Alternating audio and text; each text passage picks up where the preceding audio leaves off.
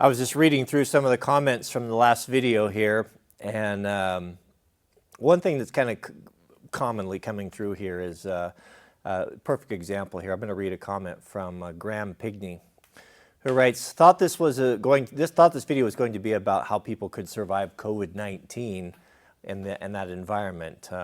What's this, staggered to find out about how snowmobile clothing, helmets, etc. would protect against COVID.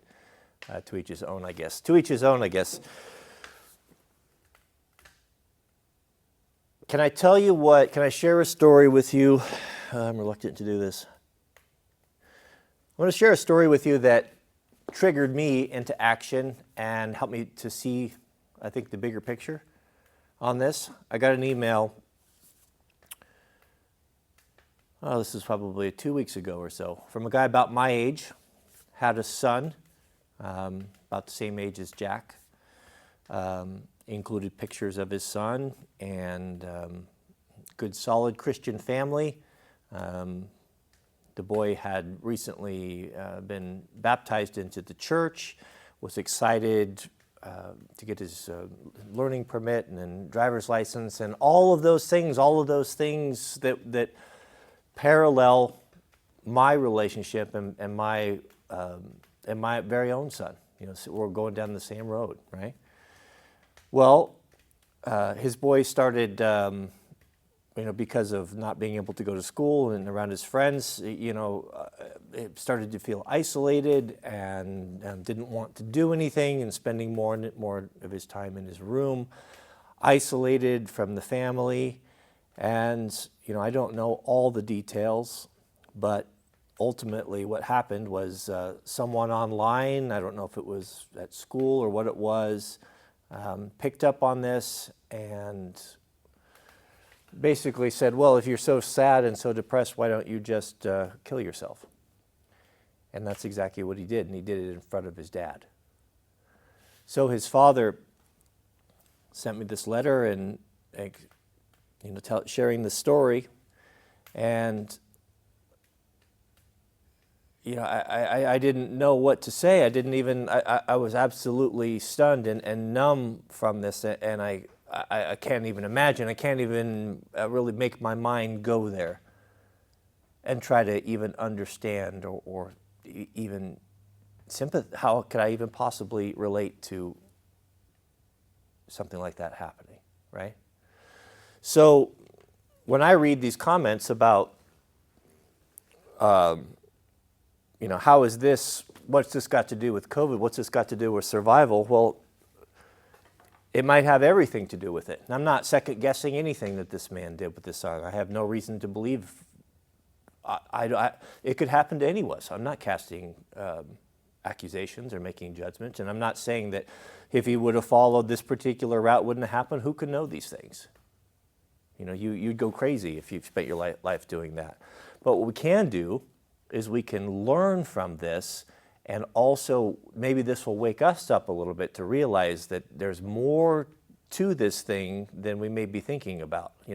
What is the emotional state of your family, of your kids? Are they feeling isolated? Are they just, is everyone kind of just hunkering down, hoping that if we keep our head down for long enough, that we'll come through and things are going to go back to the way that they were before?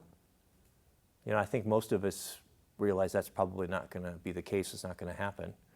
So what do? We just hope that everything's going okay in there when they're locked in their rooms and playing video games with their friend? How about your own self? How much are you drinking now, right? Are you waking up with hangovers? Are you drinking more now because of just trying to find some escape or relief? How many bottles of wine, box wine? Alcoholism is up incredible. The sales of alcohol are up.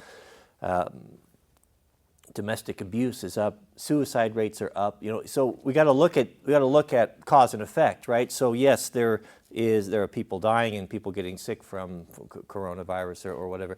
But what is the consequence of how is this affecting people in other aspects of their life and their mental health and depression? So if locking down a society and closing restaurants and destroying businesses if that is for the greater good, maybe we need to take a look at that. Is it coming at such a great expense that more people are suffering in other ways that maybe is not being reported on, maybe is not getting all the headlines, right? So when I received that letter, and I just sat there and thought about that for a long time, and that kind of solidified some things that I'd been thinking and we've spoke to, is that, okay, so this is the world that we live in right now, right? So we have two choices. We can either hope that things are going to go back to the way they were and just continue to muddle through, and we may or may not come out okay the other side, or we can look at it for what it is and say, this is the new world, this is the way things are now, and we're going to have to adapt, and we're going to have to operate differently inside of it, because what's our number one goal? And there's a lot of comments from people saying, well, rather than out, spending your money on toys and playing, and why don't you do something that's good for the community? Why don't you do something to help your community rather than just being checking out, right? Well, my responsibility is not to the entire world as a whole. I can't do anything. I can't make any change. I don't write policy. I don't have influence. I don't know anyone. All I can do is to take care of my family the best that I see fit, right? And for that, for us, that's getting them out of the house. That's finding things to do. That's having something to look forward to other than just the next Netflix series, or getting drunk and passing out and falling asleep and waking up with a hangover, right? As so many of us have turned into doing, right? So, yeah, the way I look at it is that there's going to be, they can make laws and they can make rules and they can make things where they're just take all the joy and the fun out of everything that we used to participate in restaurants and eating out and all that.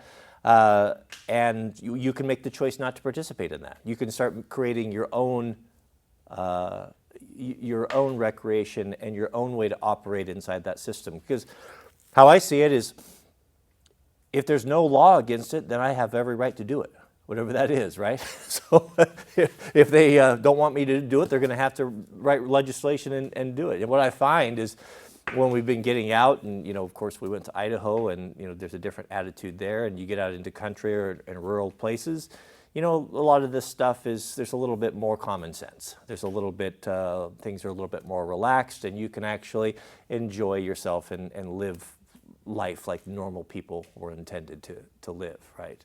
Free of from all of this fear and whatever. So, yeah, do I see it as a life and death issue? When I so-called it a survival trailer. Well, yeah, I kind of do. It could come down to that, and the well-being of our family and the well-being of myself and my wife, and making sure that we're really plugged into each other. We understand, what's going on, and to have a life that's worth living and things to look forward to is everything. So you don't have to do the same things we're doing here. I'm not saying that this is what you need to be doing. I mean, there's a lot of we live in a beautiful country, especially those of us who live out west, from the national parks. I mean, a $50 pair of hiking shoes and a backpack and a liter of water, get out there and start doing some stuff. Get out there and get away, remove yourself from all of the negativity and the propaganda and all of the sadness that comes along. Because the world has changed, and it's not going back to the way that it was, so we need to improvise, overcome, and adapt, to use a term from our Marine Corps friends. And that's the way you need to look at life. That may be your job, that may be your housing, your situation.